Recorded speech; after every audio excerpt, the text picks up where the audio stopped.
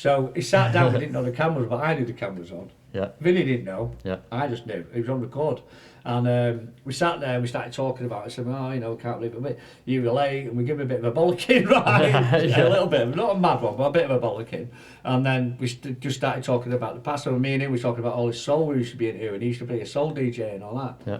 Went over all these old tunes. We had a right good crack, man. You know what I mean? And every now and again, though, I was like, at the camera. You know, like, yeah. And we're getting it. That it's possibly still around. Right.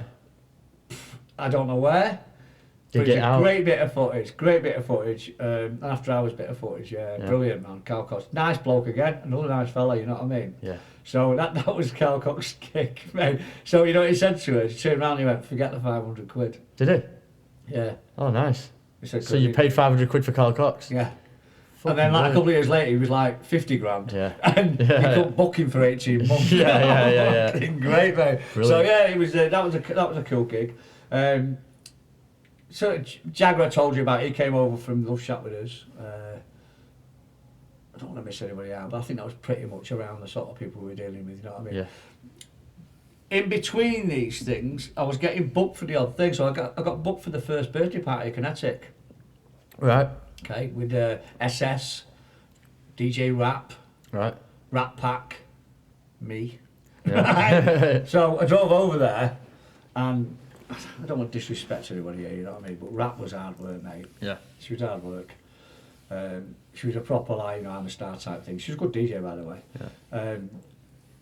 But she was another pain in the ass. So I got there, and times were over, they were going over time. So instead of it being on the hour every hour for everybody, someone had run over 15 minutes, okay, which meant that the next DJ ran over 15 minutes. I was on after SS, I think, so I went on.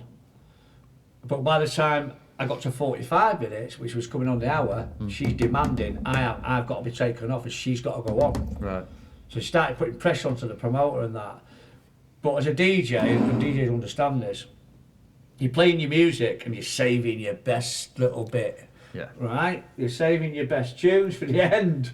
So this 15-minute set wasn't a set, but I made sure I kept putting them away and making sure, you know, when there's like Bad Boy Come Again, for instance, you know, I'm thinking I'm fucking Grand Nationals going on and all that, right?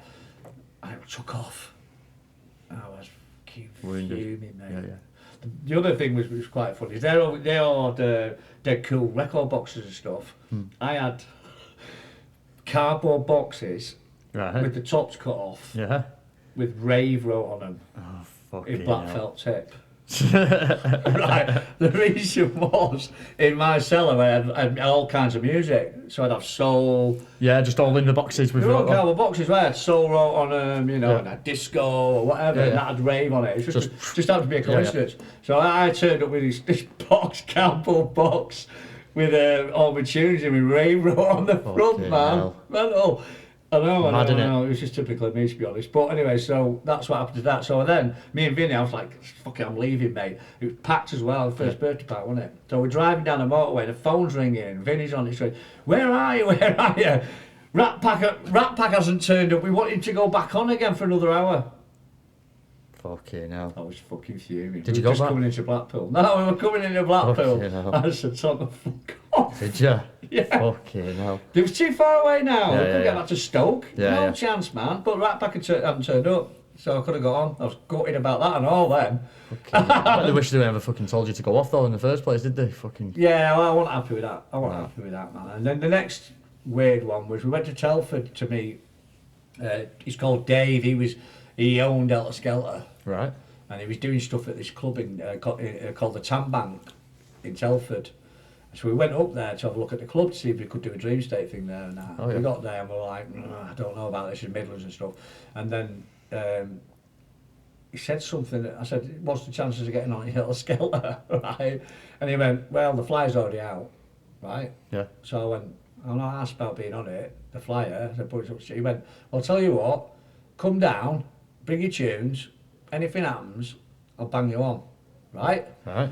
So I'm like, cool. So it was at the Sanctuary in Milton Keynes. Yeah. Okay.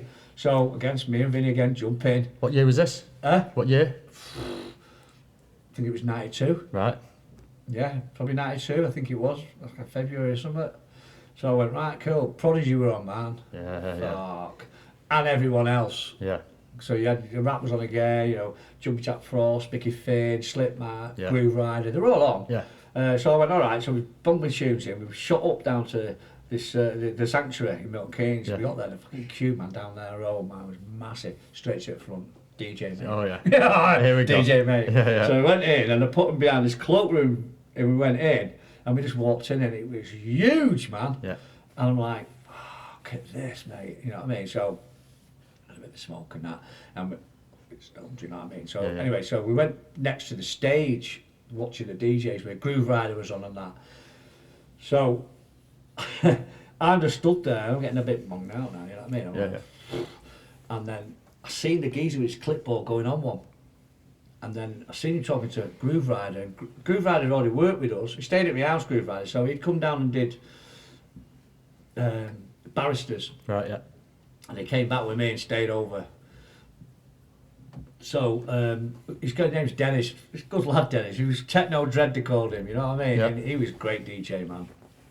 But he wasn't over popular with the promoters. He was a bit of a moody bastard apparently, but he was great with us. Yeah. We got on well with him. Yeah. So maybe it's their issue, you know what I mean? Yeah. So he came back and stayed over and stuff, so I got to know him quite well. And then, so he was on the decks, and all of a sudden I just seen him pointing at me. Right? And I'm like, shit, what's he pointing at me for? Yeah. And the geezer's like doing that, he's looking, and he went talking with Groove Rider, and then he come over, he went, get your tunes you're on. And I thought, you're fucking kidding me, man. So I went, Vinny, I'm getting up there before they change their mind. You go and get me tunes from the... you know what I mean? Of course, yeah. So, and it was an old wooden Helter Skelter with the decks built into them and everything. Yeah, it was like an old fairground Helter Skelter thing. So that's why it got the name from the Helter Skelter then, yeah. Well, he already had the Helter Skelter, but he got one from somewhere. Oh, he got one, right? Okay, Yeah, so then you know what I mean? So I climbed up this like scaffolding shit, got in, and Groove Rider went, yeah, I said, yeah, I've seen your face, man. I'm all right, man. You know what I mean? He said, Jumpy Jack Frost not turn up. And he was like one of the main ones of the night. And it was 2 in the morning. And this was the... Yeah, that's prime set, time. Yeah, peak set, man. And I'm like, yes. The thing was, I'd gone and bought a load of music to play that. I didn't have the music. Right. I had a lot of it, but I didn't have everything. So I was at Melody House. I was buying jungle, drum and bass, man, because that's what it is. So I knew it, and I love that music anyway. So I was like collecting loads of stuff up to go with. Yeah. So I thought, right, and I've been practicing this stuff. Yeah. Not in order, but I was practicing mixing it. Yeah. So I knew the music, and I got up and I remember I looked out and honestly, it's got to be 6,000-7,000 people's heads just there, and I went, oh, this is great, man. Yeah. And so I pulled out Total Ecstasy, which was I think by EQ. It's a tune, mate. So I thought, right, it was a grey, so it was a promo as well, so it was a grey label, you know what I mean? And I put it on the deck like that. I'm like that, couldn't hear a fucking thing. Shit. I'm like fucking pressing shit, couldn't hear anything. And I'm like, I looked down, he's putting his tunes away. And I'm like, I went, Dennis, I can't hear anything. He went, here, use mine. And I put him in and he had ding, ding, ding. I thought, fucking here we go, mate. Yeah. You know what I mean? And then the next bad bit that happened, there was a couple of bad bits, but Go on. I put it on, and it starts off like, total ecstasy, like that, right? Yeah. So I opened up with it, and then it gets to a point where it just goes, bring, ding, ding, ding, ding, ding, ding, ding, ding, ding, ding, ding. It's a great tune, right? Yeah. So I'm like, he's going total ecstasy like that. Dennis puts his bag of tunes on the floor, and the arm went Boom. up in the air like that. Oh shit. And it landed on the ring, ding, ding, right on the gig. Seriously. Did it? Yeah. So it was alright then? Like I'd done it on purpose. Fucking brilliant. I know. So it went bang, so off it went. I was like, good, great. Then all of a sudden, I know, I was like, That's brilliant. Then the next thing that happened was, I just seen the dance floor like cooling down like when I was playing.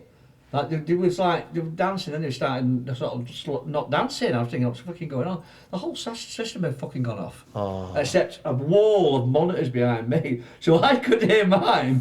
I had no clue it had gone off on the main dance floor. What happened there? What was it? I have no idea, man. And the best of it is, there was a geezer above me like that with a big fucking camera filming me and that. Oh, I know, shit. and I didn't know it had gone off. And so even at that point, I didn't know though. I only knew after. Yeah. So I'm thinking, what's fucking going on? And then it must have booted in at some point. The place went nuts again, and I'm thinking, what is wrong with these people? You know, what I mean? Also, it's only halfway through a tune. It's not even a big drop. But yeah, the kick must have kicked back in, and off we went again. So that was a fantastic experience. And I was about to get off and climb down. Yeah. Prodigy was about to come on, and Ratty had come into the DJ box with me. Yeah. So like DJ Ratty was big, man. So he come in the DJ box, and as I started to get out, the promoter geezer's going, no, stay where you are, it's too late, you can't come on, stay where you are. So like, me and Ratty's there, he's boning up a fucking pip on the decks. And, we're right above the stage. Yeah. Prodigy's go fucking running on, man. And we just stood there like that, Just watching the whole fucking thing. They were throwing fire and everything, mate, you know what I mean? brilliant. And it's just like, wow, man, this is mad. What an experience. Yeah, it was an experience, man. And then the Eternity Mag came out, and it was a big write-up on it. I don't even know what volume it was. But anyway, it was a big write-up about all the DJs and everything else. And it says, Jumping Jack Frost, unfortunately, Jumping Jack Frost didn't make it. But luckily, he was covered by Funki B. Wow. And that was your cover? That was the gig. Oh, mate. That was the gig. Nice. Where did it come from then, the name, Funki B? Well, that's when I was doing lips. Right. Right back again. Yeah. A couple of mates of mine from Manchester came up, and they used to do rapping. And they turned up, and I was playing. He said, "Play such a tune," and I played it. And he was like, "He gave me a shout out." He went, "Funky B," like that, because it was Barry, innit? And I knew me. And he went, "Funky B," like that. And I taped it, and I remember playing back the tape, and I thought, "That's the name, man." Yeah. That was the name. I had a Y on it then. Right. I had a Y on it then. But that's where that name come from. A couple of lads from Manchester. Yeah, he just said it within his lyrics. Right. Yeah. So that was pretty cool, man. Yeah. What was it? Me and Rick at Perception. Fucking hell, man. Go on. Another massive event. So we got booked to play Perception. Where was that at? Oh, I don't know, man. Not sure. Massive fields, and they had like 5 tents and shit, and a fun fair going and everything. It was a big event. Yeah. And they had like Pete Tong on, Sassy was on, and then one tent, and then the other side they had like Rat Pack, Easy Groove again. They put me and Ricky on as a duo. Right, okay. Funky Me and Ricky, you know what I mean? Lise, I forgot the name now, Lashes? No, it was the one that was with Easy Groove. He had a girl called Lisa with him. Oh, right, okay. Yeah. She was pretty cool. So we had that was more of an hardcore type tent. All right, yeah. So we drove all the way, got there, got told it was illegal, you're not allowed to do it and all this bullshit, right? So we couldn't get in. Right. Yeah, there was like crowds everywhere, but we couldn't get through. And anyway, this tractor came along, and it was just obscured with humans. You couldn't see the actual tractor. So we got our bags of change, we jumped on it. Yeah. And it went right through the barriers like that. Boom. Did it? Yeah, it went right through, man. We crashed it, went through. And the doorman, every security couldn't stop shit, just went through. And once we were in, we were in. Sasha got knocked back at the gates. I don't know if Pete Tong got back in, or he got back in or whatever. But yeah, there was only so many got in. It was this massive tent with about 6,000 people in. And we went, and me and Ricky went on, smashed it. Easy Groove was on, smashed it. Rat Pack went on, they smashed it. And then there was now all the DJs. Right, we're back on again, mate. So we're just rotating this. Wow. That was a quality now. Playing hardcore? Yeah, it was, well, yeah, you had to at them places. It was more hardcore. But the sound bloke kept turning it down, and there was people going around the back threatening to batter him and that, if he didn't turn it up. The police arrived, and then I think this big dreadlock geezer got on the stage and went, "This is now an illegal rave. All dreads to the gates." Okay, yeah, and then off they went. Of course, the promoter, I think he was called Rampton. He was like a son of a lord or something. Him. Right. He got arrested, so nobody got fucking paid. So we figured he got arrested on purpose. You know what I mean? Yeah, the story went. Yeah, so no one was getting weighed on. The promoter's been nicked. He's gone. Yeah. Fucking boom, gone. So, but it was still a great night. Yeah. We loved it. Absolutely fucking loved it, mate. It's fucking brilliant. So I did Vision as well, which was a huge, massive aircraft hangar. Human Resource was on, live doing Dominator and that. That was a brilliant night. Again, Groove Rider. They were all on, all of them were on that night. I got to play that, and Andy Kane emceed for me. There's footage of that. Yeah? Yeah, there's footage of the Helter Skelter as well. So I got the footage of it, but it came around decaying. And, you know, they must have thought, what the fuck's going on What's here? going on, You know, yeah. you're in London, most of these embassies were totally different. Yeah, breeds, yeah, you know yeah, what I of mean? course, yeah. That was another great night. Another great night, man. That was mad. Just mad nights, mate. Long nights. Yeah. Again, big aircraft hangar, another aircraft hangar just full of fun fairs and stalls and everything, Yeah, you know yeah. what I mean? I've got my big Vision sticker and I put it in the top of my car, you know, as a sunstrip thing. Yeah, yeah. Yeah. Fucking brilliant. Oh, well, honestly, they were fucking mad nights. The big ones were great, but the Southerners were never going to welcome us, mate. No. And I know you're horrible, they just wouldn't. And I knew that because the very, very first gig, I was at Promises, and I made tapes, and my mum had a guest house, and she had them on the shelf with the beer or the shots and stuff. And a lad came and stayed at my mum's, and he asked her what were them tapes, and she said such a thing, and he went, "Can I have one?" She went, "Yeah, go on, give him a tape." You know what I mean? £5. You know what I mean? And he took it, and then he came back and he went, "I want to meet him." And I went round and I met him, and it was, I forgot his name now, but it was the second rave, because the first rave was Energy. Right. That was the very first massive rave in a field. And then this one was called Fantasy. It was the second one. And he said, "Do you want to play?" I said, "Yeah, I'll play." Right. So he said... So he was the main promoter? He was one of the promoters. Right. So he said, "Here's 15, book of 15 tickets." He said, "Tell the tickets." I went, "All right, no problem." And I got a mate of mine to drive me up, Damon, he was a bit of a scratch lad, he's more hip hop. But I said, "Can you drive us up?" He said, yeah, I'll drive you up. So I sold the 15 tickets as well. I think like 15 quid each. Oh, yeah. And I drove all the way there, and we drove onto the grass. We pulled up right next to this massive outside rig. And I walked up, and I said to him, "There's such a buddy around." I can't remember his bloody name now. And they went, "Don't know what you mean, mate," and all that. I said, "Well, I'm supposed to be on." And they were like, "Fuck off, you fucking narv," and Northern. I ain't getting on there. And I knew at that point I'm not getting on. Yeah. No chance. And that was 91. Wow. And I just knew we weren't going to let me on. And I thought, oh, bollocks to it. I go, what? I've got 150 quid in my pocket. Yeah. Simple. Yeah. You know, a packet of skins was £1 on there. Okay. Then. Fucking hell. Yeah. So we basically parked up, had a good night. Yeah. Drove back next day, but I knew from that point there was that divide now. Yeah. Do you know what I mean? From the north we and south. booked them and brought them here, but they would never take us the other way. Yeah. Stu did better than us. Stu Allen did all right. They sort of took him down there because he was quite a bit of a resident at Connecticut, which meant he was closer to the south. Yeah. So he could get up there. Yeah.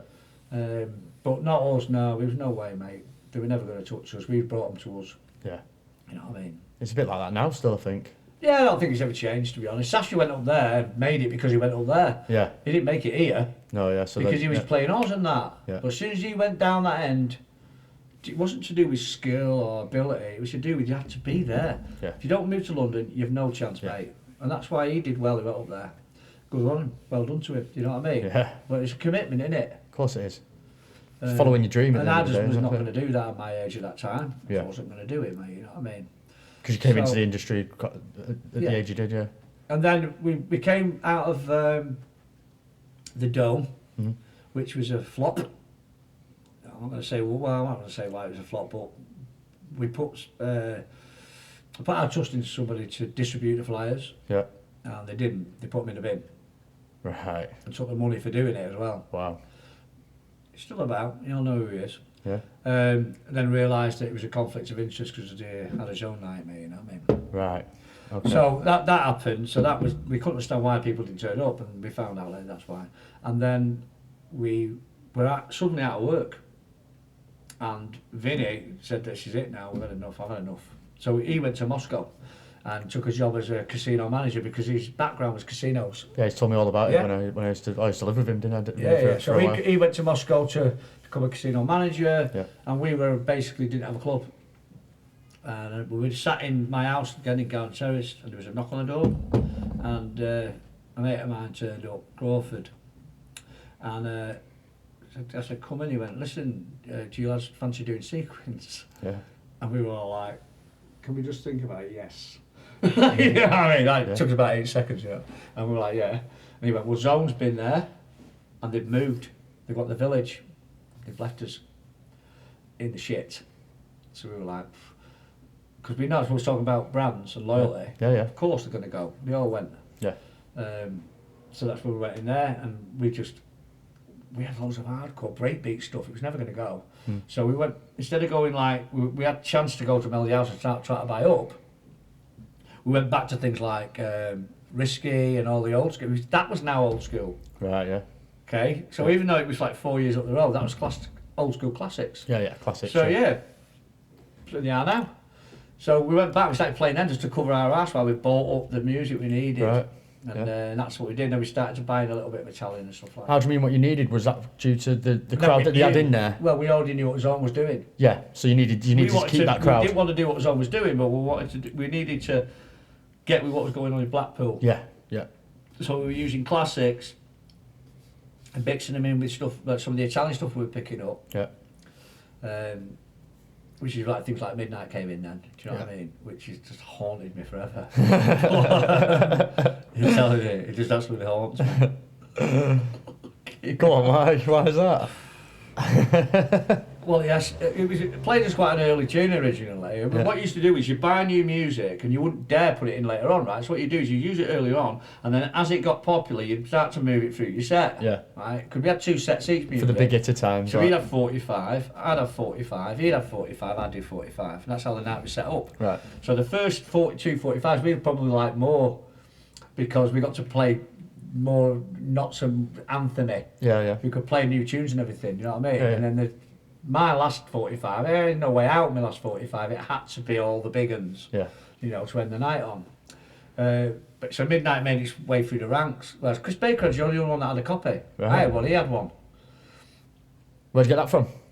Melody House. Right, okay. Right, so Baker got it, I got it, but he was playing it at the pitch, green, no plus, no minus, and he was using it as a warm-up in his sets. Whereas mine, I'd fucking plussing it up to 6. Right, yeah. And I started pushing it through the ranks. Right. So then it ended up in like the last 45 places to go mental. I mean, that shh, you heard that. Yeah. You know what I mean? Yeah.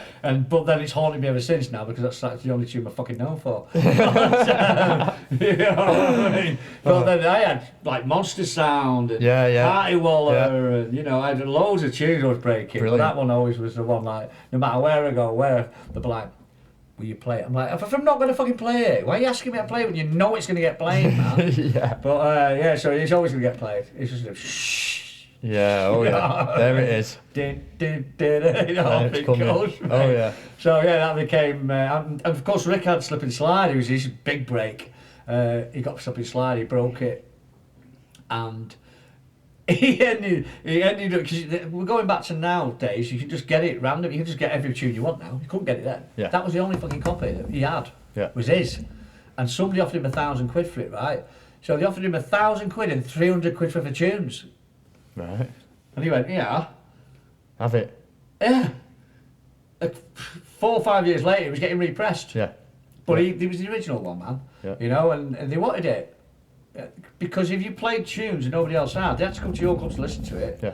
There's nowhere else to get it. Yeah, of course. Do you know what I mean? So, and of course in sequence, I was always a bit more like Maverick, so my music was all over the place. So I would be playing piano tunes, and next minute it'd be like fucking hard stuff, you know what I mean? Yeah. So I was like, the lads liked a lot of my stuff, Yeah. and the girls like Rick. You know? That's what your sets have always been like, very diverse. Oh, yeah, I've got everything in it. Yeah.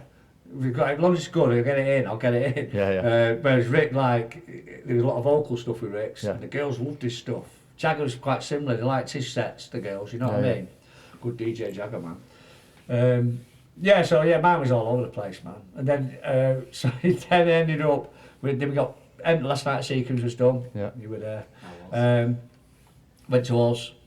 I think we were there 3 weeks or something. Right.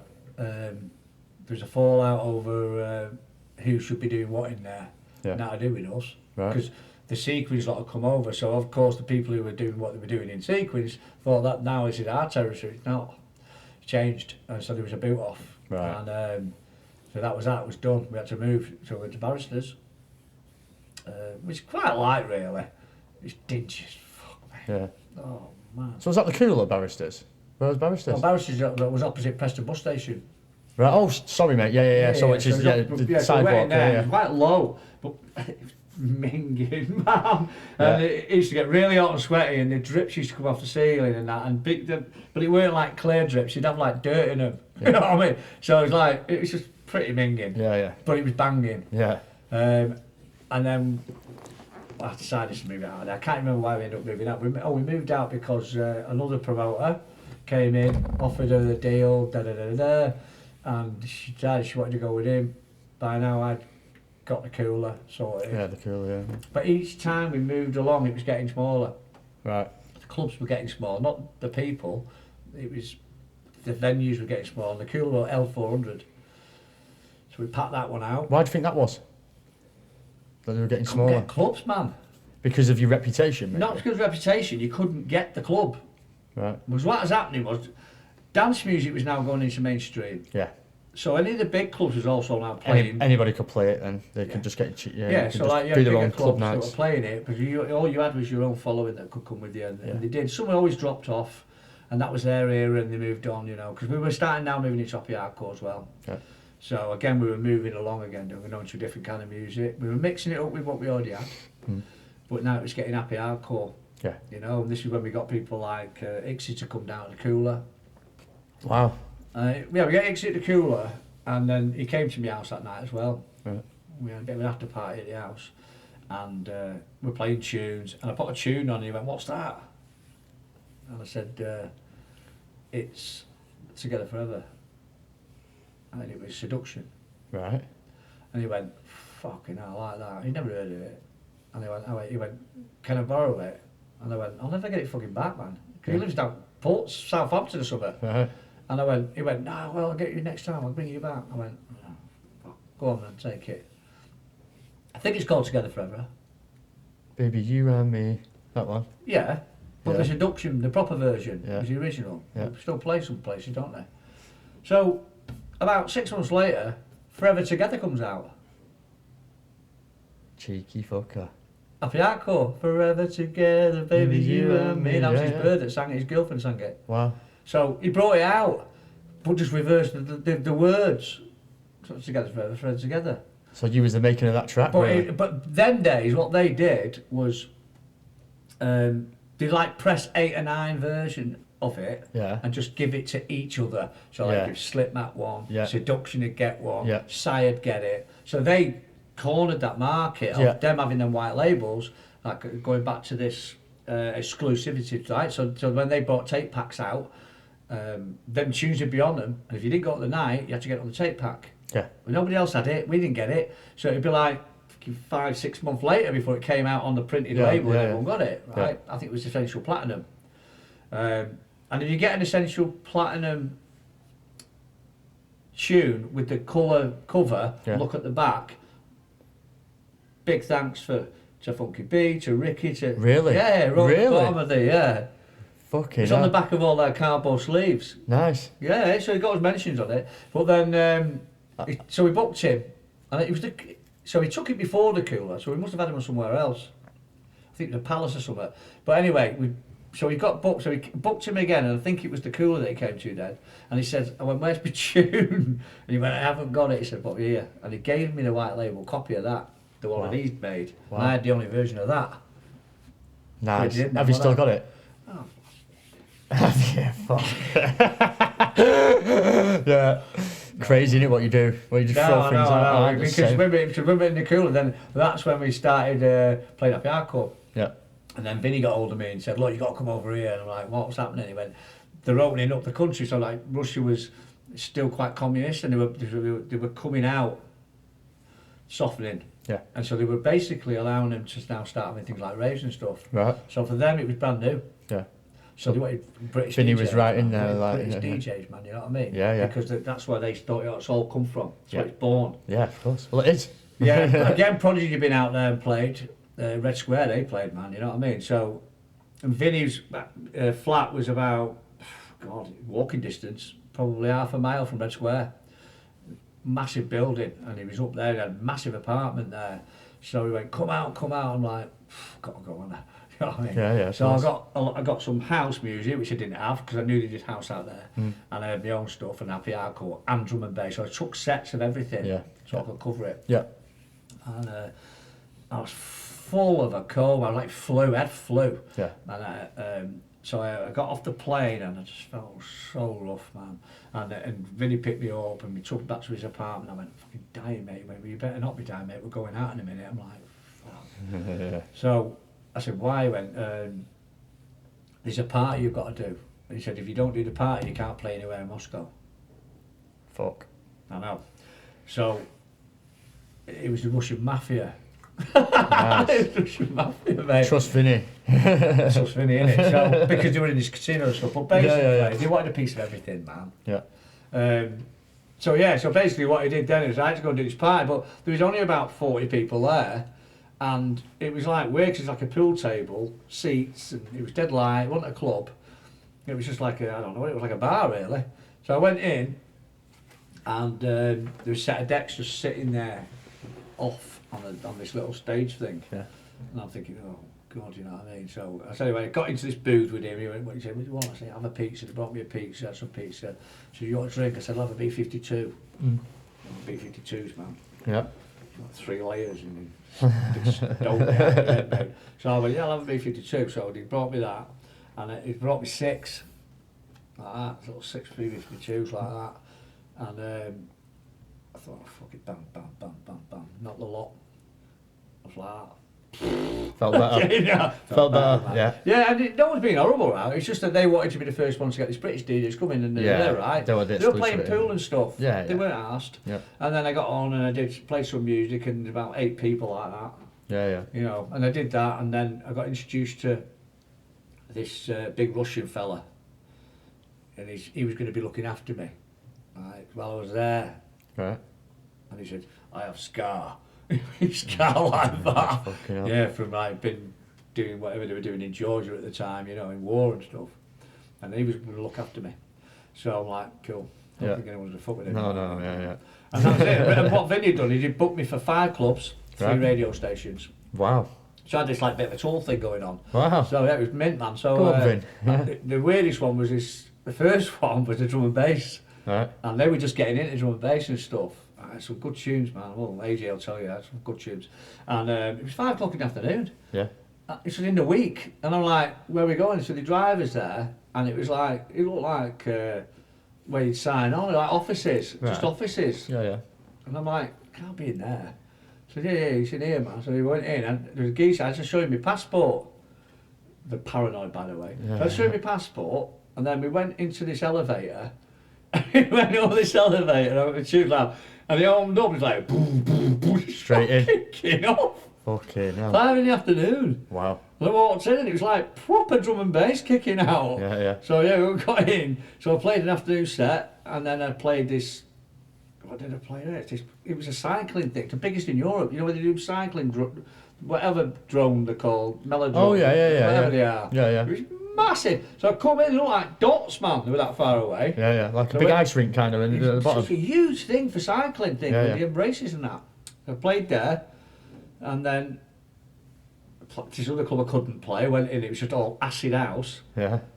From like 1987, 88 or something. I thought, well, I haven't got that. Okay. You know what I mean? Everyone was tripping out on that. So they were loving it, man, because they were getting freedom party. You know what I mean? So that's the first time they was here. So their main club was called Titanic. Right. Obviously, like portholes in the walls and stuff. Yeah. And it was their Ministry of Sound.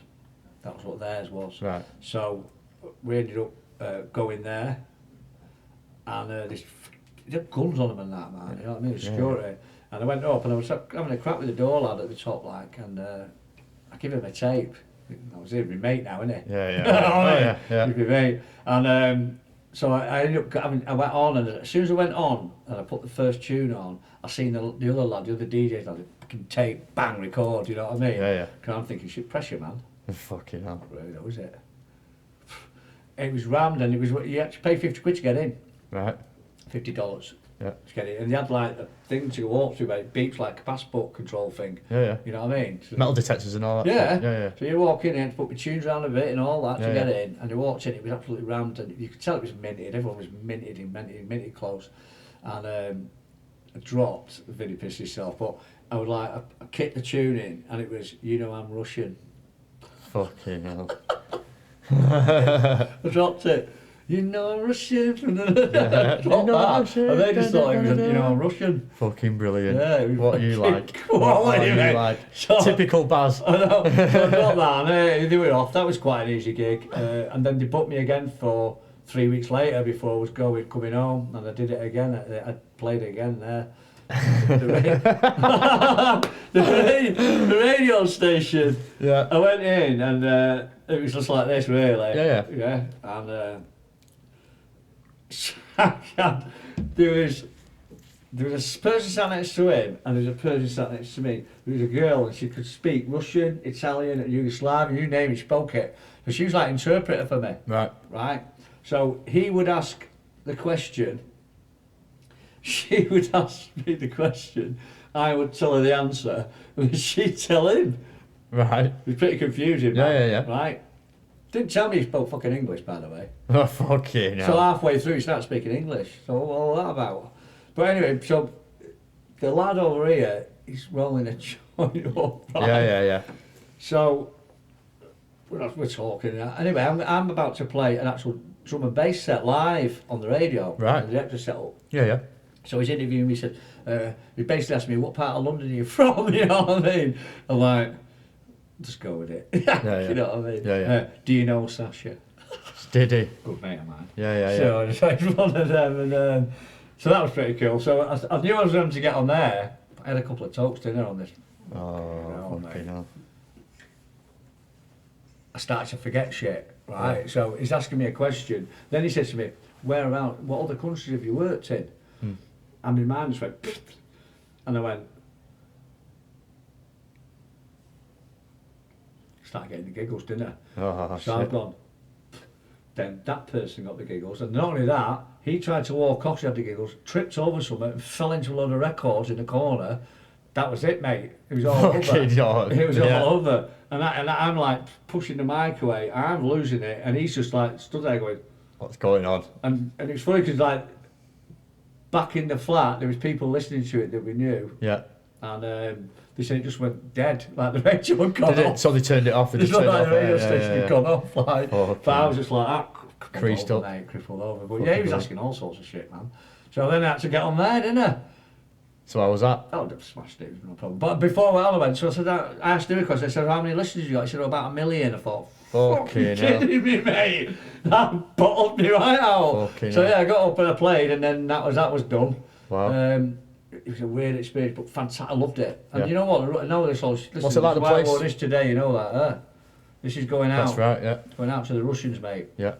And God help these people out there, because the Russians that I met over there were nice people. Yeah. And I think they probably still are. I don't think half of them are interested in any of the shit that's going off, mate, to be honest. Yeah. But they were really, really nice with me. Very, very nice. So the other funny thing was, every time you went to the bar and ordered drinks, they would give you 20 Marlboro. Right. And you know we're right, we're like greedy bastards. Yeah. So if I've got one packet, I might just go, no, I'm alright, I've got some. I'm like, yeah, thanks, mate. Yeah. No, typical English. I'm loaded up with Marlboro packets all over. He's a greedy British cat. You know what I mean? Fucking quality, man. Seriously. So yeah, it was weird. You walk in, and some of the bars were stunning, man. Yeah. They're like strawberries behind the bar and all that. You know, they were really high level. Yeah. And honestly, they treated me really, really well over there. I absolutely loved it. Probably my favourite place I've ever been. Where have you DJ'd? Where else? Like abroad? Here we go. Everyone's going to start laughing.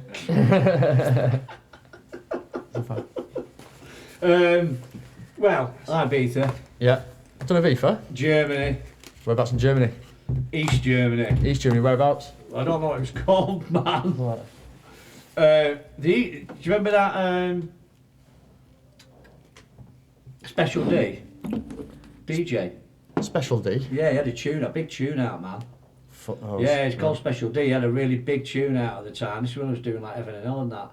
I was doing this with the youth service thing now, so I was asked by somebody in called Buzzberry that he said, would you fancy coming to Germany to do like some DJ stuff with these young people? We're all 16-year-olds. Yeah. So it used to be the Oxford Centre down top end of Whitegate Drive. Yeah. And he was like a bit of like a youth worker. I wasn't. but he wanted to use DJing as a way of, you know, connecting with them. Yeah. And another geezer came with us. He's now one of the heads of Street Life now. Right. He was quite young then as well. So they basically took 10 16-year-olds from here, from Blackpool. Yeah. And we went to like a Big Brother house where there was 10 Polish and 10 Germans. Right. Like 16-year-olds. Right. So there was this cross-culture. Mixed or just all lads or? No, they're all mixed. Yeah, It was like a cross-culture thing Yeah. where they wanted them to understand other cultures and stuff like that. Yeah. And it was all based around DJing. Wow. Yeah. So we went over there for 10 days and it was, well, it's East Berlin, so it's... Berlin, or was it Leipzig? Leipzig. My dad lived It in wasn't Leipzig. far from... I've been over there quite a lot, me. What did Kevin Keegan used to play for? Can't remember now. But anyway, it was quite close to one of the famous cities. Yeah. But it was in the outbacks as such. It was just barren buildings. It was like one big bare industrial state. It never moved on from the war. This place. Oh yeah, there's a lot of it. Grim, very, very like grim. That. Yeah, Everything was Everything's like grey. man. You know, And what I spray mean? painted. Yeah, and it was like they still had lads walking around, neo-Nazis walking around with the jackets on. The boots and the boneheads and that. You know. Sounds like Leipzig or Halle. Oh, I can't remember the name of the place, man. Yeah. And what's weird was, a real coincidence, but so we went there for 10 days, but because we were all in this like big house thing, it was brilliant. But I was booked to play there as part of it. I was booked to play this nightclub in Germany. Yeah. Quite techno based over there. Oh yeah, massively. Yeah. Yeah. So, and he was on that special D, and he was like the headliner there. You know, Right, me from Adam. Yeah. So we were up there, and it was 16 to get in and drink. Yeah.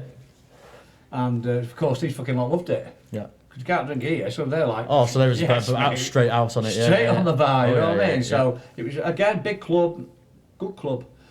Played there. That was a really good experience, that.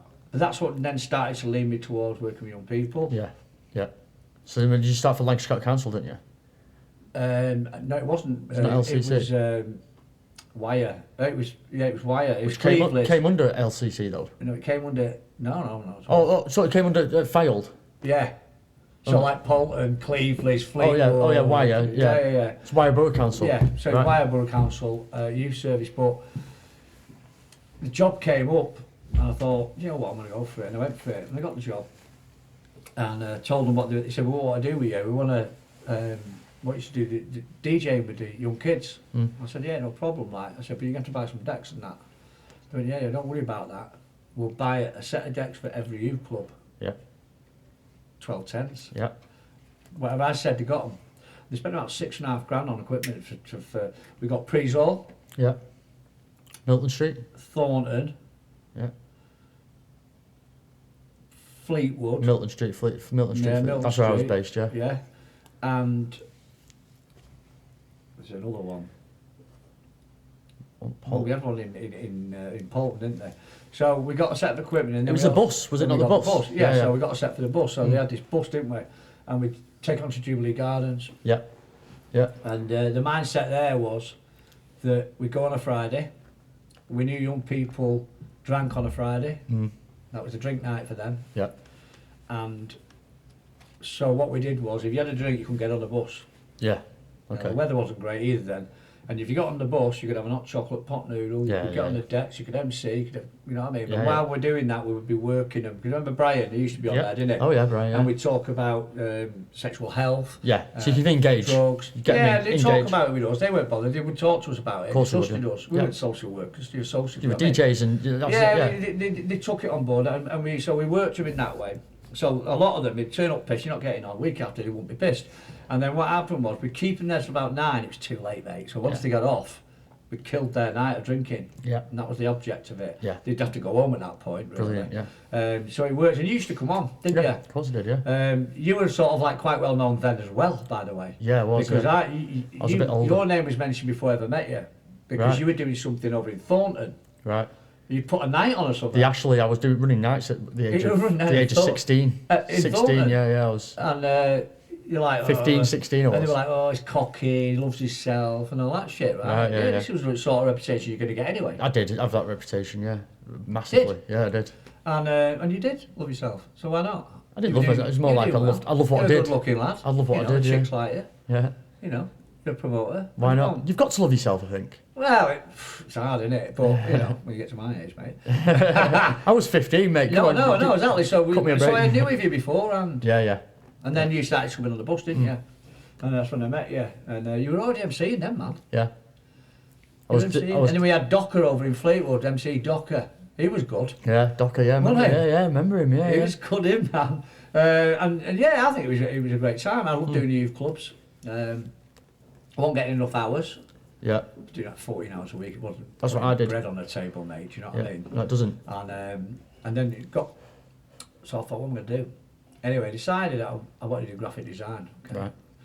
So I thought, right. So I got my portfolio together of art, drawings, anything, and I went to UC, where UC is now. Yeah.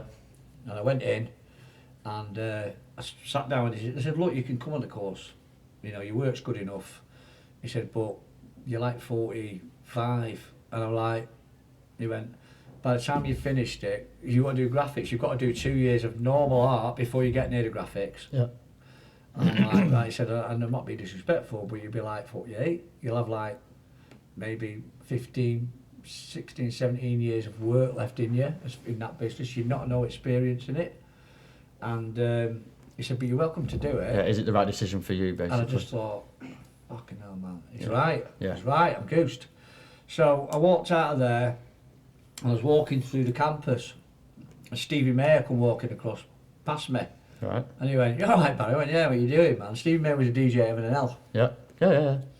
And I went, Scottish lad, wasn't he? Yeah. So I said, what are you doing? He went, oh, I teach DJing here. I went, what? He went, yeah, there's a proper course for it. Right. OCN course in DJ skills. Yeah. And I'm like, qualification? He went, yeah. I went, wow, man. And he went, I'm looking for someone to do it with me. And I went, like, what do you mean? He went, I need somebody with me to do it with me. So I'm looking for like an assistant to go in the classroom with me and that. Right. So you fancy doing it?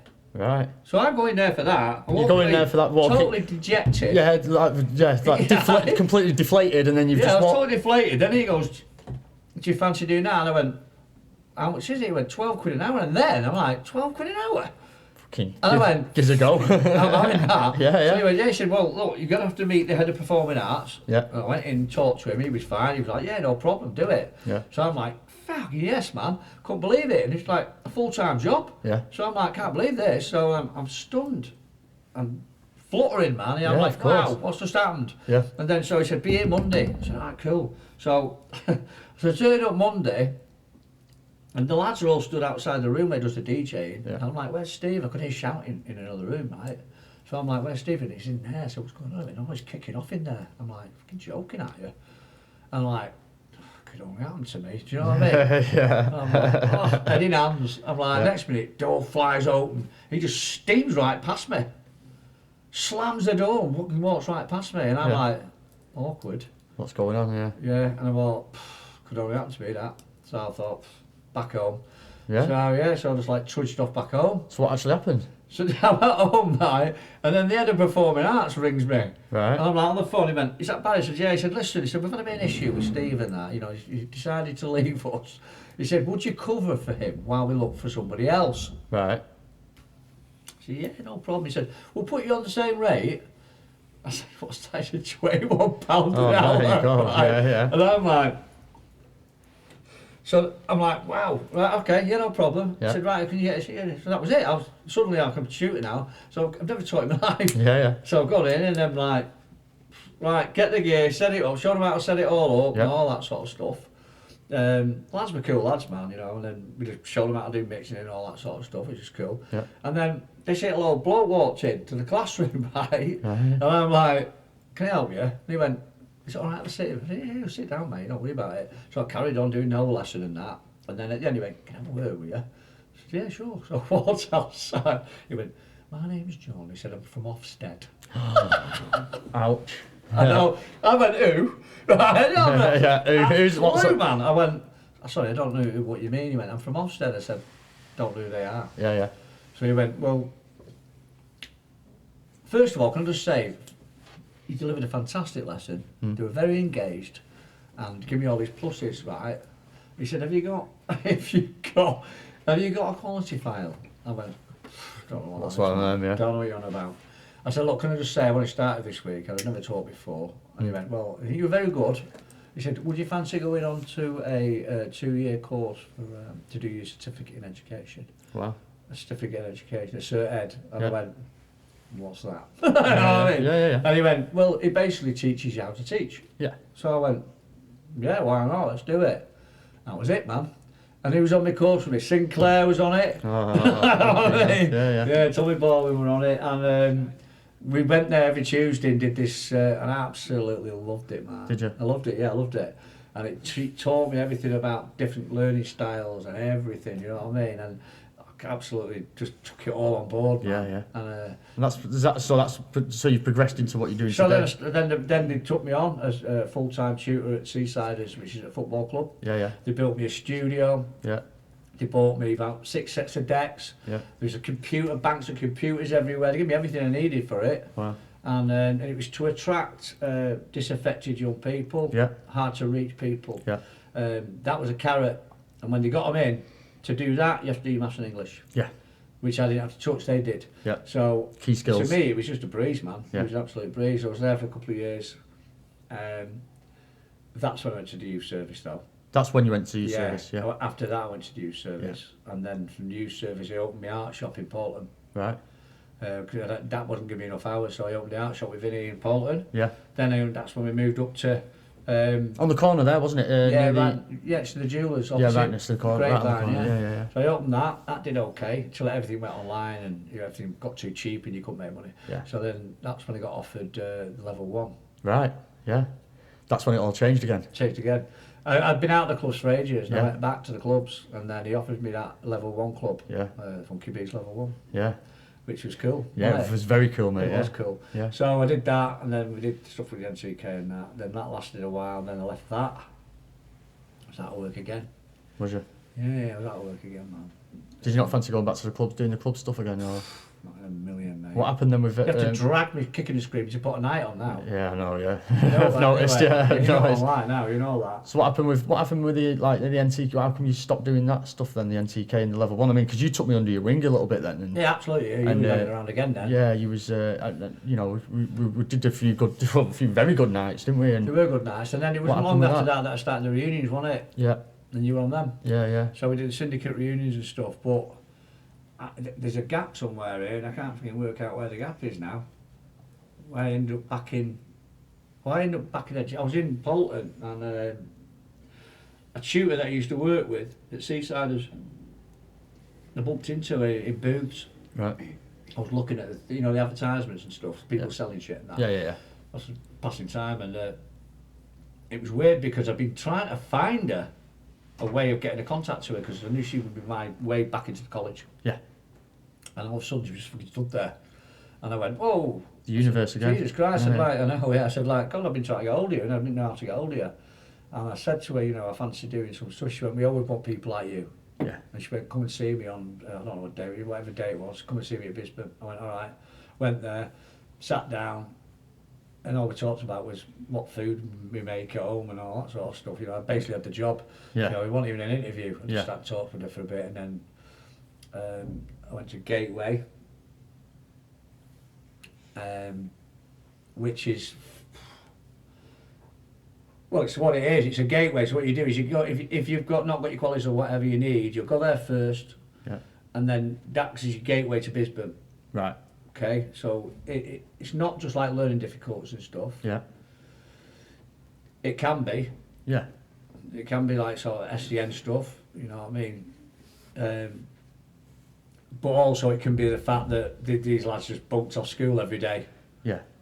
So, the only reason they haven't got them is because they can't be asked to go to school. Yeah. So you have this big mix of people, a big pot of them. And I went in there as the art teacher originally. Right. So they gave me a job as an art teacher. Right. I worked with a right mixed bunch, Yeah. I loved it. Yeah. Then they start throwing all sorts of shit at you, If somebody's off, give it Barry. Somebody's off, give it Barry. And so but then I was given like a personal social development class, so I did that. Right. About mindsets and all that sort of stuff. Yeah, of course. So yeah, I did loads of different types of classes there, and then I left there and went to Bisbee. Right. I gave up teaching and went into supporting, which means you're now supporting people with something that's going on, so Right. they need support. Yeah. So it could be autism. With learning. Not necessarily, but you could, yeah, it's all different ones, but they have to be on a healthcare plan. Yeah. Okay, so the counsel are on that, and you get what's going on, so you Yeah. know what you're dealing with. Yeah. We have them with dyspraxia, we've got them all sorts, ADHD, Yeah. all sorts of things, and then you're assigned to these young people, and then you become with them always. So you feel whatever lessons there are, you're with them. Okay, and you're there to support them. Yeah, like just their permanent caseworker while they're learning. Yeah, so you build a relationship up with them, try to build a confidence up. But you Yeah. might have to scribe for them so they can't write. Right. So you have to write for them or type for them. You know what I mean? So there was a lot of challenges in that, but I liked it. I like that stuff. Yeah. Always have. Yeah. Some of them were so funny, mate, honestly, you know what I mean? Really funny. And I got on really well with them, so I enjoyed that. Job got a bit tough. I think they overloaded me with too many young people, and I couldn't cope with how many I had. Right. And the admin side of it became overweight for me. It was too much. Yeah. I wanted to be with the young people, not doing this paperwork. Hands on. Yeah, yeah. And I got opportunity came up at the football club. Right. And as a pastoral worker, which meant I was only going to deal with them, sort of young people, and bang, I dived on it, mate. Yeah. And I'm there till today. Right. So how long's that been then? I've been there coming up 3.5 years or something. Nice. We do a traineeship. Yeah. So I'm going to advertise it now, you know that, don't you? No, you So crack on, mate. Yeah, plug it. We do a traineeship there, 16 to 24. Yeah. They come on a traineeship for 12 weeks with us. They're usually on universal credit, or they might be looked after young people, all walks of life. And they come onto it, and they do 12 weeks, and we give them maths and English if they need it. Yeah. And we give them a level 3 first aid at work. They get that. Brilliant. They get a health and safety at work. They get put out for 2 days a week as work experience. Yeah. And then by the end of the 12 weeks, we send them into work. Right. So we get them jobs. Not every single one turns out, but the majority, a good 80-90%, we get success out of it. What's your success rate on it? Yeah, 80, so 90, we've got that brilliant. programme. We've also got a pre-traineeship programme for people who are nowhere near ready for work yet. Right. Which is what Norris doing now, Lionel Viral. Yeah. Hey, everyone's a winner. Everyone's you baby. Go on, Lionel. Everyone's a winner, man. You know that Lionel, man. Yeah, yeah. So he does all the personal social development stuff. Brilliant, yeah. Alongside a girl called Kate, she comes from a background of looked after children. She was a support worker with them, right. So she's got qualities for that.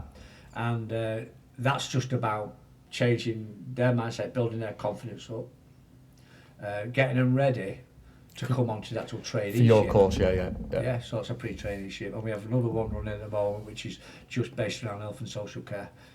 And they're looking to get into that sector, because it's been, well, you can see what's been absolutely smashed on it. People leaving because they couldn't be double jabbed and all this sort of stuff. So they had to be double jabbed to do it, didn't they? I don't know. So in the health and social, when he came, the hospital, the NHS workers, they had to be double jabbed. Yeah. They lost they the did jobs. it for the care industry as well. Did they? Yeah. So and the ones that didn't want to do it, they were basically sacked. Wow. And that was it. Horrendous. So they left a massive hole. It's already an industry that struggles anyway. But now when they lost all them as well. So now there's a massive gap there, so they're trying to fill the gaps by putting these courses on that are specific to that. Right. And we've been really successful with that as well. The people that come on the course, they want to do it. Yeah, of course, yeah. Do you know what I mean? Yeah. So yeah, I mean that's what I do now on a daily basis now. Is work with your people, get them into work, man. Yeah. You know, it's great. Yeah. It's a great job, man. Rewarding. Oh, absolutely, man. It's better than DJing. Yeah. See, when I was working for LCC as well, it's just rewarding, you know. And I got offered a job there through, I think me and Ben Marshall had our own little DJ academy. Now, is this the lad that was doing over in Preesall? He was doing the one that does all that like grimy stuff. Yeah. No, that was I think that would have been Chris Leahy with the dreadlocks, Beach Club. It would have been Ben then, Ben Marshall. Yeah, because me and him was doing it together. Yeah. And we had a private academy, music academy, so to speak. You doing it. Then they come to. We got approached by LCC and Yacht, and they approached us and give us some lads basically to come on this private course. So it was all funded, and then they offered us to come down to the youth clubs and do like a 6 to 8 week course with them, with the young people. And then they offered me the job, straight away because I was just engaged with them, mate. So you did it? Yeah, I did it. I worked for. The thing is, it's sort of like. It was brilliant. They closed a lot of the youth clubs down. It's one of the worst things that ever happened, mate. That's when it happened. It was just after I left, they closed the full Blackpool. Blackpool Council just cut. It was just after they built the Oracle. So they built the Oracle for the youth, and then they cut the youth service. It was mindless. And then what they were doing was bringing us back in as private as a private. It's all politics, man. At the end of the day, and double the wages. It was the problem horrendous. I'm really political. I like politics, man. Right, okay. And obviously, I've been Labour for the rest of all my life. But when I watch what they do, and my mind boggles, mate. For them to close a load of them and then wonder why they've got antisocial behaviour on the streets, it's not the hardest thing to solve. Give them the youth clubs. Yeah, give them the youth Put clubs. them into the youth workers that let them work, let them play table tennis, don't sit around and play Uno or what the hell they want to do. You know what I mean? Yeah. Because they're coming out of the cold, and then you work them. Engage with them. That's what we did at Milton. Yeah, of course. That's exactly what I did. You can talk about all the stuff that they have problems with, and now even worse, mate. I told you before, this lockdown it's affected everybody. We know about that because we know that domestic abuse has gone through the roof. We know that child abuse has gone through the roof. Yep. We know that divorce has gone through the roof, right? Now, all these things have happened because they've been locked away. Yeah, of course. Nobody wants to spend. I'm not being funny. You can love your family, but you don't want to spend 24/7 with them. No, yeah. They send you nuts, Yeah. right? And that's what's happened. So you've had a 20% increase in children going into care. Yeah. Now they haven't got enough houses to house the kids to go in care. Yeah. It's all unbalanced. So now, I've told you about these young people coming to us at 16, because they've been locked up for 2 years. They're coming to us at 14. Yeah, mentally. Yeah. Yeah. Because they've not been out there properly socialising. They've not been getting educated properly for 2 years. Yeah. Because no matter how hard the teachers try, if they're the types that can get away with it, they won't do it. Yeah. Right? So you can go on there and Zoom with them and team with them or whatever you want to do, but it's nothing like face to face. You can go controlled environment. Yeah, it's not a controlled environment. Oi, turn your phone off. Yeah. You can't do it when they're in a living room somewhere. Yeah. Do you know what I mean? Or in the bedroom. And they're sitting there with like a t-shirt on. They're probably just in their underpants, man. Yeah, You know what I mean? You don't see that. Yeah. You don't know what's going on with them. And at the end of the day, the mentality of them has changed because everything stopped when they were 14. Yeah. So you're picking them now at 16 when they should be like ready to go into like more education or whatever. And some of them are just like so closed up now. Yeah. They don't even know what they're doing. And so it's even harder now. Yeah. So they really need to be more and more and more of these opportunities for them. And traineeships are popping up all over the place. Yeah. Right? Because there's the need for them. So these traineeships are no different than youth clubs. Yeah. So why cut it in the first place? Give them the youth clubs and the traineeships. Yeah, of course. So that when they go into the youth clubs, they come straight into your traineeships. These are the future. These are the future of our country, you know what I mean, at the end of the day. Well, the whole future's now become about apprenticeship, which I'm a big fan of. I'm a massive fan of apprenticeships. So for me, they don't have to go into education because they've had enough. Yeah. And you just say, well, if you're not ready, you don't want to go into education, proper education, full time. Yeah. Go and earn and learn. Earn and learn, yeah. It's the way forward. I've said to you, when you're ready, I'll chuck an apprentice at you. You know what I mean? It's just that you're out of the way a bit. Some of them are not ready. Too busy doing that, smoking the weed and all that stuff. And they're going to have to find their own way, man. Of course. But the ones that do want to, the apprenticeship is fantastic, mate. Brilliant. You know, and it was originally in the 70s, by the way. It was when I went through an apprenticeship as well, exactly the same. But now the emphasis is full on. There's apprenticeship programs everywhere. Yeah. Do you know what I mean? Yeah. So for me, it's a no-brainer. Of course. You know, I mean, my partner's daughter is a very smart girl. Okay, but she'd had enough of education. Yeah. Very, very smart. She's got 8s and 9s on her rings and everything, right? But she still didn't really know what she wanted to do. Yeah. And we sat and talked with her, And in the end, it's discussed that maybe something like an estate agent would be good for you, because she's clever, you know what I mean? Yeah, yeah. And exactly what she's going to do now. She's going to become an estate agent. So she didn't have to go carry on in education. I mean, her sister, of course, she went all the way to her masters to become a solicitor. Right. But they're not the same people. Yeah, yeah. You know, she's just as smart, but she's not. She wouldn't have wanted to do that. So she's still going to end up with a career. You know what I mean? Yeah, of course. And so there's something for everyone out there. Apprenticeships are fantastic now. And the other thing about them is there's no cap on them anymore. Yeah, that's what I've noticed as well. That's brilliant. So you can be 40 and go on an apprenticeship. Someone like me that's an employer, I don't have to, you know, like... No, exactly. I can get someone a bit older, you know what I mean? Or like, you know, people like my friends or whatever that want to be an electrician. You know what I mean? If you want to change career, they can go and do it. The idea was that in lockdown, especially hospitality, it was just bang, it was closed down. Yeah. And these people are thinking, we don't even know when this is going to end. So they started to look for different careers, and a lot of it was in construction and stuff, because construction was still open. Thriving. Yeah, it was still open. Yeah, yeah. Landscaping and all that stuff. So a lot of them were changing direction in career, even at 40, 50, they could do it. Yeah. So they took the cap off the apprenticeship because they knew that all these people are going to be out of work. It's brilliant. It's the best thing they've done, I think. So, you know, and they give the employers they get like $3,000 to take them on, and they get help with payments during, periodically, while they're on the course with you. Yeah. So what I mean? Yeah. And now they don't even go to college now, they college come with you. Yeah. So they come and assess them on site. On site learning, yeah. Yeah. On site assessments. Take photos of evidence and stuff. Brilliant. Yeah, I mean, it's all changed, but they've got no choice, man. They have to do it. Yeah. Because eventually, and they brought the Kickstart programme out, that's over now. Yeah. So all them lot now are going to start losing their jobs. They're not going to keep all these Kickstarters on. They've had them for free for 6 months. Right, yeah. So when that stops, they're going to say, look, I can't keep you on, I can't afford you. There'll be thousands of young people coming out of Kickstarts. But they've all got experience. They've got 6 months experience, which is cool. Yeah. But at the same time, they'll all come piling out at the same time. Yeah. It's slightly staggered, but a lot of them are piling out at the same time. So and they go straight back on universal credit. Yeah. And then they've got to find them work. So what's the next step, do you think? The traineeships. They're going to keep blowing up everywhere because Johnson's not going to want, when the figures come out, the unemployment figures come out, he's not going to want them counted in it. Right. Okay? Because it'll look really bad, because unemployment at the moment is what is lowest for ages. Yeah. So what'll happen is these will all pile out, and then all of a sudden them employment figures are going to start rising. Yeah. So if you can get them into trainee programs, they're no longer unemployed, they're in training and education. Yeah, of course. So you can tick that off. Who's funding the trainee programs, or where did they get funded from? Programs, you pull them down from what are called providers. So the providers have to be Ofsteded and stuff, and then they draw funding down.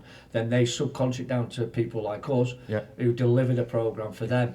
Right. Okay. Okay. Especially they write the bid. So they're sort of our they're sort of our boss. Yeah. But Ofsted's theirs. Right. Yeah. Okay. So you know they'll pay a visit to us. And we had a visit I think about 4 weeks ago. We got a new provider. Right. And they came down and sat there all day with us, watched what we were delivering and everything.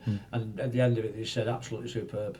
Brilliant. You know, and said, you know, if we do get an Ofsted visit, we'd like to send them to use. Wow. Yeah, man. That's nice. That's yeah, nice. we're one of the best in the country. I mean, Brilliant. not in Blackpool, in country. Yeah. Our success rate's massive, Yeah. and especially for an area like Blackpool. So do you work with classes then? Is it a class that you work with, like all coming in at the same time, and Is it? like a class that you work with, like it's so many like students? Per... Yeah, well, say we'll get like 18 on for a cohort. Yeah. So they'll come in every day. No, they'll come in every day. So the first week we have an induction week where we do team building, we take them bowling, we do all sorts of stuff. Let them gel together first. Yeah. And then the second week we start to look at what they want to do with themselves. Yeah. And then we can look at our partners and say, well, we can maybe work experience. You want to be what? Oh, I want to be a chef. Right, we'll find somewhere you can go and work a kitchen twice a week. So then by the third week, you're getting them out. So you get them out twice a week, so it leaves you 2 days a week. And the 2 days a week you've got them, we don't have them on Friday. The 2 days you have them, that's where the maths and English takes place. As a group sessions. Yeah, they're all in there, man. You know, we do maths and English with them. And then we have the bloke comes in, does a first aid with them. We deliver the personal social development with Norrie, and we've got a good team. Yeah. And we're all really all pretty much pastoral anyway. So you'll find is some of the young people gravitate towards different members of staff. Yeah, of course. You end up with like your little 3 or 4 that you can get them moving. Yeah. The others probably can't, so they have theirs. Yeah. And yeah, you sometimes, you know, you got to go around and bang on the door, man. Yeah, of course. Why are you not in? Yeah, yeah. So, you know, because a lot of them have got into routines of just staying in bed. Yeah. Over if the lockdowns again. Yeah. There's big habits to break. But once they start to get to light, they like coming. We give them breakfast when they get there. You know, you got toast, you got crumpets, you got incentives, tea cakes, you know, and all that. Because a lot of them, you know, coming out and not even there. Yeah. If there's some that are struggling, we'll make sure they get bags of food. Yeah. The others don't need to know. No, yeah. If they need clothes, we always make sure they get clothes.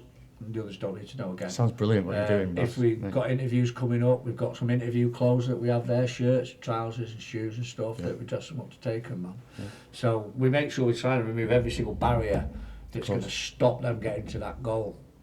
And then we do visits. For about 6 months, we'll have aftercare with them, you know. They can always come to us, we can always go and make a visit on them, see how they're going on. Yeah. The reason why I'm asking if they're in groups and stuff is just because if you want, I'll come and share my story. Absolutely, we love people to come in and talk. I'll come and share my story with them and tell them. I mean, honestly, you know, it means a lot to me. That absolutely. I mean, we've had the poet in. What's his name now? What's the poet's name? Parker, Nathan. Yeah, is that the one? Yeah. Yeah. So we had him come in, and he does. He gets some working around English. Nathan Parker, why do I know that name? Yeah, he's one that does all that like poetry. Yeah, yeah. You know, it's like he sounds like a man when he speaks. Yeah. Cool. He goes around. Dave the poet. Yeah, he's a bit like him. That a bit like Dave. Yeah, he's like him. He's a good lad, you know. We've just had Nathan Parker come in to Yeah. He just comes in and does like projects with him. Wow. Based around English or whatever you want it. Yeah. So he's pretty cool. Yeah, we have people come in. We have people coming in speaking from like Blackpool Transport, for instance, come in and talk about apprenticeships and everything else. Yeah. But always good to have people coming in who've got another side of a story that they might have been. Yeah. Or they're where you was. Yeah. So for you to come in, definitely, man. You know Rick, and you'll know Rick when you see him. Yeah. Rick Bryan, you'll know him. Right, yeah. Oh, I know Rick Bryan, yeah, of course. Yeah, well, he's my line manager. Right, okay, yeah. Right, yeah. Yeah, I know Rick very well, yeah. Yeah, of course. So he's in there, man, you know. He runs the show down there. Yeah, wow. Thinks he does. Yeah. Gets me off, man, you know. I'm old and shit. Oh, yeah. Yeah. Go on. He's a good pal, man. He's all right. But a good teammate. And so, yeah, he said, well, he was doing it, Paulie. I said, I'm going to Manchester. Yeah. I mean? He went, Jesus, man. Yeah. He said, he's not anywhere else? No. He's up in Manchester now. Well, not Manchester, he's in Salford, are you? Yeah, well, it's just on the outskirts of Salford, yeah. Yeah. So that's where we are, man. And so yeah, every time we love people to come in and speak to them. Absolutely. It's what I do now. Brilliant. You know, so the night, well, obviously now there's word out there that there could be something up the road with my arch enemies.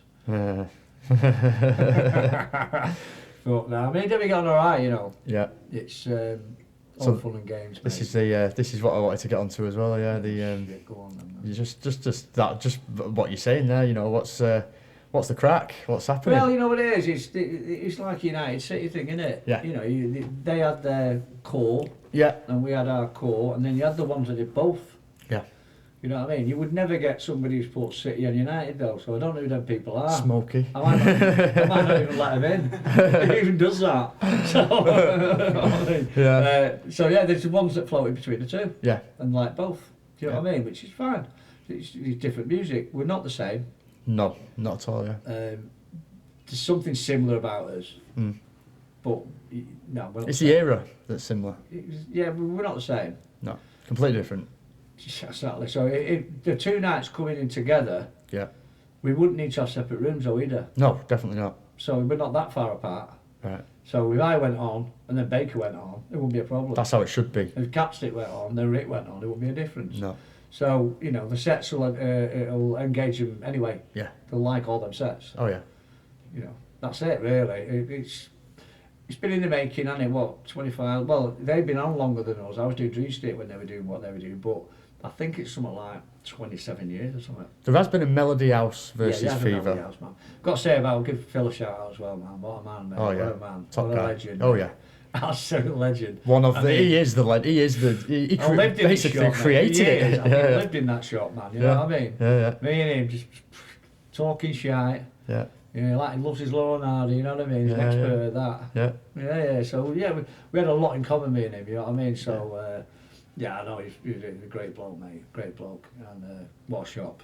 Yeah. What a shop, mate. Well, he's on about coming on the podcast. To be fair, we're going to do. Oh, you've got to get him on. Yeah, we're going to Absolutely, man. do a Zoom call with him. I think. And, his knowledge, by the way, is ridiculous. yeah. You know, I mean, I wasn't asked about what the tune was called or what it wasn't called. He'd know the catalogue numbers and everything. You know what I mean? Yeah. Jeez, man. Like you say, he was like he's basically kind of created the whole thing. Yeah, really. well, you know, he created the Blackpool scene. Yeah, the Blackpool scene. Well, it wouldn't have happened without the shop. Yeah, that's what I And mean. the shop was there well before the rave scene. Yeah, that's what I'm saying. So, yeah, without a doubt, man, he needs massive applause for just supplying that situation. Of course, that was Debbie as well, so yeah, she had a foot in there. Yeah. You know, I was in there every single day, mate, getting a brew. Yeah. And I knew when the tunes were coming. Yeah. You know, so I'd be there when the bloke arrived. Yeah. Wait for the fresh ones. Yeah, well, I'd go through them. He'd go through them. And I'd be like, and he'd go, no, I said, I'll have one of them. Yeah. He wouldn't have it, I'm having it. So Yeah. it'd be only one copy. Right, And one yeah. of them was like, well, one of them was Midnight. Yeah. But one of them was Sun Always Shines on TV, that Happy Go version that he had. That was one that he knocked back and I went, no, I'm having that. Yeah. You know what I mean? Yeah. Touch me. That's you. Brilliant. Was, mate. Yeah, so yeah, I would be there like a Wednesday afternoon or something. And I'd be like, no, I'm having that. You know what I mean? Yeah, of course. And I'd say, don't get two of them, just get one film. I'll have that one. Yeah. You know what I mean? Yeah. I don't want Baker coming and getting another copy. Oh yeah. I was speaking to Stu Wright the other day, and he was telling me about.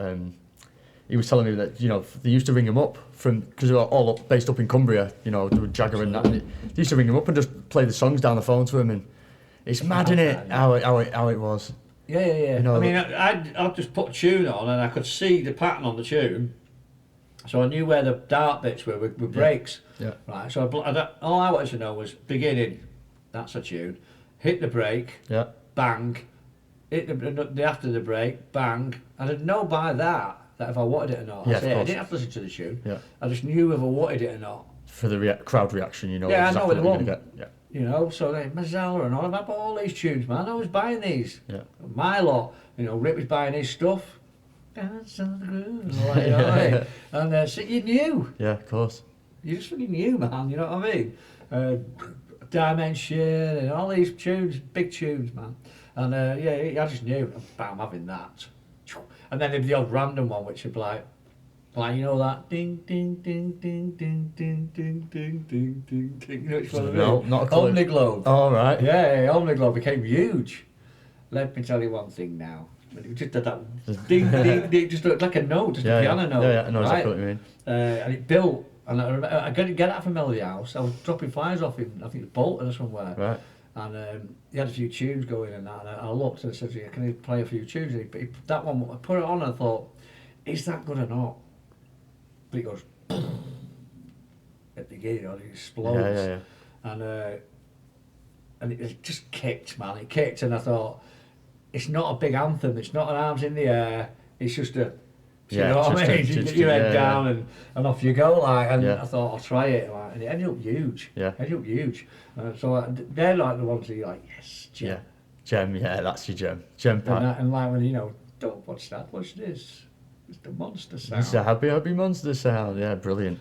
Kicker. Dun, dun, dun, dun, dun. Oh, mate, the back of your hairs on your neck just These are all just like used crazy. tunes, aren't Yeah, they? yeah, And they had that Tricks one as well, which was a tune, man.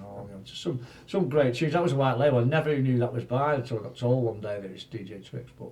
And this is what's made you the legend that you are today. Like, I don't know any of my tunes. I don't have to. I had to go in my bag and look at a white label and I could see like where there's a dirty thumb. That's the one. Yeah. That's all I do. Your miles have been written on it. See, I'm bad at remembering names of songs as well. Like sometimes I put the wrong side on, you know what I mean? I'm known for that. Yeah. Yeah, absolutely. Could definitely, mate. Might have helped you in the past sometimes, you know what I mean? All the wrong side. Well, not always, mate. You'll put it on, you think, that doesn't sound right. But you know what? I'll just stop it and take it off me and put it back on again. Right. People are like, fucking... Technical itch, flick the wrong switch. Yeah. Absolutely. I've got some stuff happened over there, I tell you, mate. I was in Oz one night playing and I was on one deck lining a tune up and the club just went silent. Yeah. And I thought, what's going on? I looked. Some girl had come up, wrapped a little top up which she'd had on, and just like dropped it over the DJ box. And it landed on the back of the arm, and the fucking arm was just stuck in the airline. Joking. Shit. Where was that? It was. Jesus. But I didn't know how the sound had gone on. Yeah. The best one we used to do with Rick was I used to lift his stylus just up a bit, just off the vinyl. Yeah. Like that. When he went looking. And he'd go. And he'd like put the volume up and nothing. Like, and he's looking around trying to work things out. It looks like it's on. Yeah. It was just tiny and on. Fucking Some of our takes must be mashed up, mate, because... Do you just play tricks on each other a lot? All like the time. Yeah. And like, we weren't even asked, we recorded it as well. This is what the difference between Fever and Zone as well, do you know what I mean? Where that was a very serious, where you guys are like throwing it in, and that's what I like about it. I destroyed his mix. He went into like, you bad man. If you like that, but just like, he'd already pitched it all up, I just touched the picture up, and then like, he'd just come up and like, just drop it in, and it'd be all over the place, mate. He'd just look at me like, yeah. But it's always fun and games. Absolutely, always mate. playing. It's all quality. Yeah, That's man. the cooler mostly though. Yeah. We went a bit nuts in the cooler, mate. Yeah, of course. Absolutely. So, I mean, I don't know. Do you want to cover anything else, or do you want to wrap it up? I don't think there's much to cover up now, man. I've stayed away from all the controversial stuff, I think. Yeah. Do you know what I mean? Yeah. I think the one I probably haven't told, I should tell, is we did the Carlton Club Right. in Morecambe, and he told us it was a 6 o'clocker. And so we booked Jack Frost to come up from London. We had 4 nights booked on one flyer. The flyer's out there. Yeah. But the first night was Jumping Jack Frost. Right. Never been down our end, north. We liked him, you know what I mean? So we booked him. We got to the Carlton Club. It was like a social club. Been in there? No. It's like a fucking Labour club. No, never been. Well, it's like a Labour club, man. So we rolled up, and when we got there, he said, all right, they can't come in until we took the photograph, and they've got to be members. And it was to do with it being like a working men's club. You know, I'm right? like, you've got to be kidding me. So it's a big crowd. So they're going in like one at a time. All becoming members first. Photograph, membership, right, in you go. Oh, do you know what? I think I'm sure I went. I met Frenzy there, but did you not do who did a night on there? Is it still there, the Carlton Club? I think I'm sure something. I remember still there. Smoke doing a night there, or No, it's still probably there. yeah. I don't know, because they did a Carlton reunion, and I don't think it was in there, I'm not sure, might have been. Right. It was packed, because it was big in Morecambe. Yeah. So we did that, and it's taking ages to get them in. Yeah. Picture. Yeah. Fucking, so Cricketers, exactly the same as cricketers. That's what that was like. Pulling our hair out, mate, and I'm like, she said, then he comes and said, look, sorry to tell you lads, but we can't have the 6 o'clocker. It's a 2 o'clocker. Right. And I'm like, oh, for fuck's sake, we booked Jack Frost for 4 in the morning. Oh, He's travelling from London. Yeah. Don't have his number.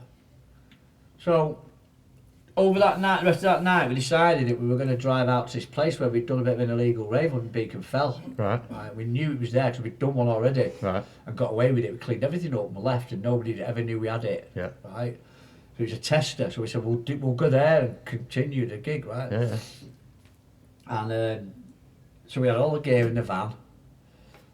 Everything was ready to go, and we were all parked along Morecambe seafront. Yeah. There must have been, I don't know, 50, 60 cars in a big row. Fucking hell, yeah. They're all parked, so they all come to the club. Yeah. And so we finished the night, and we all got in our cars, and soon as like the van pulled out, every other car pulled out. Oh, yeah. Right. So this is like early hours of the morning. Yeah. No traffic on the road except this 50-car convoy. Wow. I heard about these convoys years ago. Yeah. So this convoy, so we knew where we were going. Yeah. As we come out of Morecambe, we pulled into a petrol station, and the police were there. Right. And they came over and they said, "Where are you going?" And I said, "Blackpool." They went, "Well, make sure you do." I'm like, fuck. So we pulled out, we started driving, and we got onto the motorway, and as we were driving along, all pressure was blocked off. We couldn't come off anywhere. The police, and as the convoy was driving down, they were shooting along the convoy at the side of us, getting to the front. Yeah. And they escorted us basically all the way back to Blackpool, right? So as we were coming to Blackpool, I thought, where are these lot going to go? So I'm like, I'm getting out the road here. So I shut off and I came around and I ended up on Talbot Road. Right. right? I was in South Shore, where I was living in South Shore. Yeah. So I just like windled off. Yeah. I don't know where Andy was. He was in the van. He fucking led him out of my house. I'm shut off. I'm driving around Blackpool trying to take a short way out, get away from it. Yeah. And as I come over the bridge at Waterloo Road, I was down that road, that sort of side, dead end. Yeah. There's a fucking traffic come up from my house over the bridge, around where that Aldi was and everything, man. And Andy Kane had brought him out to my house. Honest to God. I thought, shit, there was a plant in my house as well, right? Yeah. So I've gone running around the back of the bridge. There's a railway at the back of me. So I jumped over there and then dumped this thing over into the grass. Yeah. And then I've gone out my front door now. I'm at the back now, so I've come through my front door and Andy's sitting in the back of the police car. Oh. So I'm like, fuck. So I've gone over like that and the cop is sitting there with his window down. Andy's here at the back. Yeah, yeah. And I've like gone like that. I went, you alright? He went, yeah. I said, so I'm looking at the copper and he's not saying that. I went, Andy, what are you doing in the back of there? And he's looking at me, he went, I don't know. I went, well, get out then. And he was just looking at the copper like that. I said, is he under arrest? He went, no. I went, right, Andy, get out of the car. Yeah. And he got out of the car. He said, well, what about these? I said, not my problem, mate. Not my problem, they followed us here. Yeah. I got Andy, get in the house. Swear the house, shut the door. So that was it? Yeah, it was a convoy all right. No rave? You know, no rave. No rave. It's over with. Brilliant. Yeah, we just had a van full of water. Yeah, honestly, it was all ended up at my house. Wow. Andy again. Were they not kicking off outside and that, huh? Hey? Were they not kicking off? No, ravers on and he's all like, what do we do? I said, go to the police fucking Sandhills. You know what I mean? Go over there, man. Brilliant. So yeah, they'd also all like pulled out and all like just went elsewhere. Brilliant. But no, he just felt, he had the van. Yeah. So even though I got away, He's still daft sodding following it. him, mate. Kept following him, yeah. Oh, he had some mad times, man. I did a drive-by fly shooting at Monroe's. Oh, yeah. We had a lot of flyers. Right. The doorman, we've been putting them on the windscreen to the car park. Right. And these doormen could run around, so fucking yeah. people a fucking good hiding, right? Yeah, that's so we right, yeah. legged it, fucking jumped in the cars. And then so we came back round, right, and we waited till it was 2 o'clock. They were all coming out of the club, all the punters were coming out. And we're like, we come down like that slow, you know, like if it was like New York, you think someone's getting shot. Yeah. And I was like, but the windows were down, and we were creeping past, and I went, just chucked a massive bunch of flyers you've ever seen in your life, mate. And they just went, everyone was like that, picking them up, you know what I mean? See you later. And the door were like, fucking happy you bastards. Oh yeah, and they fucking would Yeah, do as well. yeah, they yeah. won there, man. Yeah, mate. They were rough at the cricketer, mate. Yeah, there was. Cricket and Monroe's. There was open till 6, Mr. 7 Smith was o'clock. the other one. I did there as well, man. I got thrown off the decks there. Did you? Didn't like my tunes, man. Did they not? No. Yeah, they was rum places, weren't they? It's It's not like that anymore, really, is it? Anywhere, you know, it's a bit more mainstreamy kind of. It's not really as bad as. Yeah, well, all sort of. It's like the local. I think The local hard men used to be Yeah. like the doormen, didn't they? And just just wear balaclavas. the one story I've got, we booked Top Guard to come and do the Morecambe night because the door that were there before were called DGF Security or something, and it stood for Don't Give a Fuck. I mean, who calls the company that? Right. So they'd been removed because we took the club. Yeah. And it was under receivership, so we were paying for the night. The only person who was still there was this manager. Right. So we had to have him there, but we could have everything else was ours. Yeah. You know, and I think he put his own bar staff on because it was their bar. Now this manager, we've been going there, making sure everything was going to be right, putting sound, all that sort of stuff. He kept calling me Brian, Right. right? And for a laugh, we didn't correct him. Right. So like Ricky's pissed himself, and he'd be like, he'd say, Brian wants to be, I'd be like, you know what I mean? But anyway, so the night we were going to the night, we had Top Guard security there. Right. I was in the bath, getting ready, and Andy shouted up the stairs, somebody's on the phone, mate. And I said, who is it? And he went, I don't know, but he said, if you turn up, he said, if Brian turns up to Morecambe tonight, he's getting his legs blown off. Fucking hell. It was obviously who it was. Fucking hell. Right, and because it was to do with the security, right? Yeah. So we got all the Top Guard straight away. We said we think this going to be trouble. Yeah. Okay. We think these door lads have put messages out that they're coming to take the door off. You'll you. take them off them, yeah. Oh, fucking The chance. protection They were rackets top and guard. that. They were Manchester based and London based, Yeah. right? They did all the massive events down in London. Yeah. They do all the big boxing events, the lot. Yeah, They're yeah. massive. And so we warned them about it. And they said, do you mind if we bring a few extra heads and just put them in the club? They won't be on the doors. They'll just be dressed normal as such. Yeah. We were dressed as fucking normal, mate. They turned up, they had fucking trench coats on. Oh, and everything, you know what I mean? What, Wigan Pier door stuff, was it? They That's what it's turned like. in and they like, we let them all through. Yeah. And anyway, apparently, as the story goes, they did turn up. They were stripped and chased down the prom ball naked. Wow. Then we came back. Weekend. Yeah. Wow. Yeah, well, they did. That's it's all to do with what they want to do in the club, isn't it? Of course it is. So yeah, and yeah, it was good. It was cool, man. They were really good, very professional, man. Very professional. Yeah. Yeah. Yeah. Decent. The only one issue we had was they were taking chewing gum off everybody on the way in. They were taking chewing gum off them. Yeah, so don't stick to But carpets. we hadn't told them we were selling chewing gum inside. Brilliant. What you like. Well, we didn't know they were going to take it off. Supply They and were demand. taking them Supply off. and demand, Baz, mate. And then That's the they way get- it at the end of the night, they went like, here's the tin. Yeah. And we opened it and I went, Yeah. Ah, yeah. confiscated. Yeah, So we thanks. flushed all that down. Oh, yeah. You got to. That's the. You got to. to, Yeah. Got You to. know that. And on that note, on that bombshell, Bombshell, mate. Thank But you yeah, very- it was thank brilliant, you. man. Listen, you know. thank you very much for coming in, Enjoyed Baz. it, mate. Yeah, mate. Enjoyed it. Yeah, Man. really nice to see you again, and Yeah, it's all good to see you. I'll come in. I'll come in. You're too fast like a Tasmanian devil, man. I know I am, but I'll come in and see you, and I'll come into. Well, definitely, I'll put you in for a chit chat with them all, man. 100%. You know what I mean? Best for the next lot, because these are coming to the end now. Yeah, definitely new starters. Yeah, let's get. Where You we're know, in, man. We'll get you in. yeah, definitely do. Yeah. I can. Thanks for coming. share I've some got a stories. fantastic audience here. Yeah. Well done, guys. Cheers, guys. And, Impressive. Wow. Some amazing stories there. yeah. Amazing. Hey? I've got backache. Thank you very much. I need. Cheers. I need. That's it. I Well need. done, guys. Tell you, man, I need the longest piss ever now. That was amazing. For me to sit in on that. Thank you. Nah, but you're You like got me, some- you clean up.